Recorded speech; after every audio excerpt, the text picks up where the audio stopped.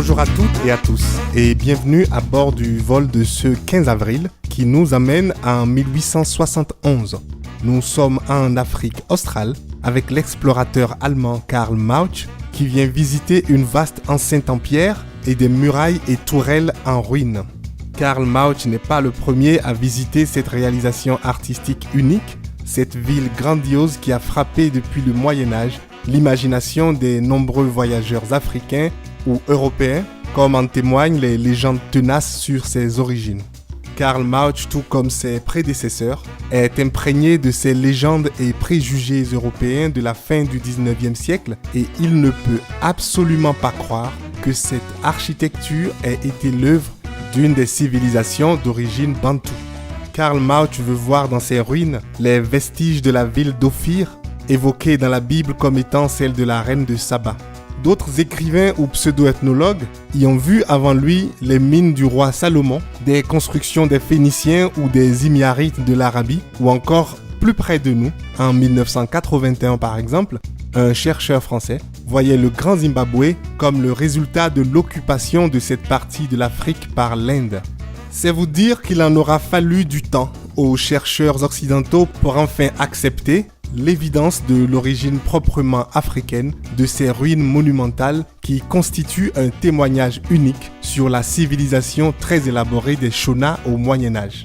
Bienvenue dans les ruines du Grand Zimbabwe et surtout, ne touchez à rien sur ce site classé au patrimoine mondial de l'UNESCO depuis 1986. Éphéméride africaine, pas mon papa.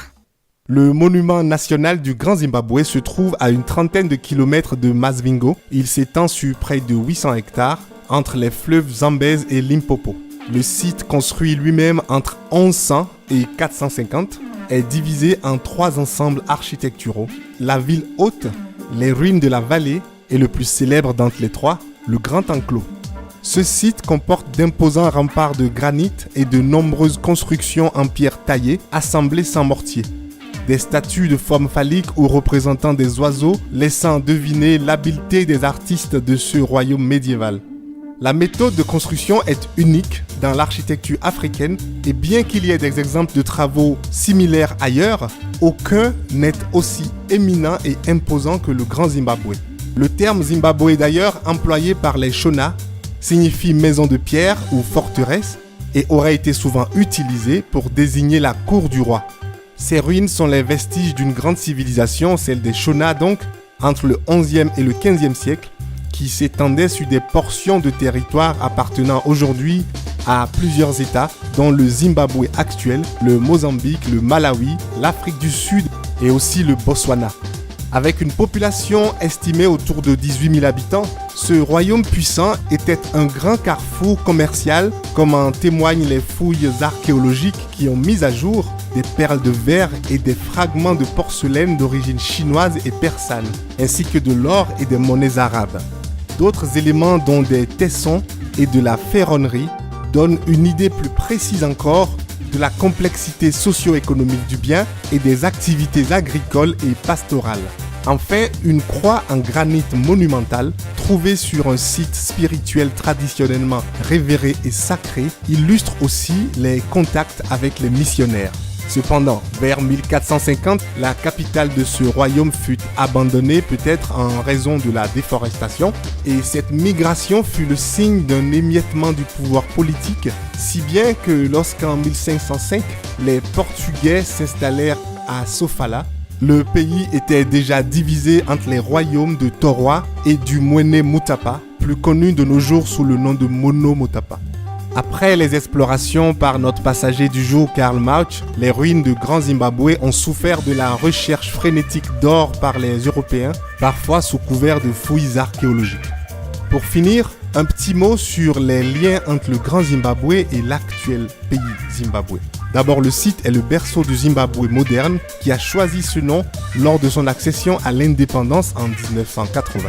Ensuite, c'est sur ce site que fut découvert l'oiseau Zimbabwe, probablement l'aigle battleur des savanes ou Teratopius ecodatus, qui est devenu un emblème national du Zimbabwe. Il rappelle les célèbres statues d'oiseaux en pierre à savon qui se trouvaient sur les parois et les monolithes de la ville de Grand Zimbabwe.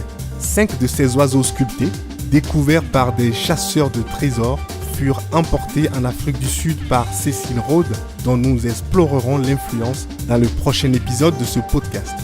4 de ces sculptures ont été restituées au Zimbabwe par le gouvernement sud-africain lors de l'indépendance du Zimbabwe, mais malheureusement, la 5e sculpture est restée à Grooterschuur, l'ancienne résidence de Cecil Rhodes, au Cap. Mon cliché africain du jour est une exhortation à l'endroit de tous les touristes africains et de la diaspora pour qu'ils prennent le même plaisir à visiter, à s'émerveiller sur des sites comme celui du Grand Zimbabwe, au même titre qu'ils le font au château de Versailles ou devant les merveilles du British Museum ou encore devant les ruines aztèques. Et moi, je vous laisse à vos clichés à polir, peut-être, sur les grandes civilisations africaines, à notre Afrique à tous. Et je vous retrouve sur ce même vol du Sankofa, ce jeudi, toujours au Zimbabwe et toujours avec le même plaisir. Merci et au revoir.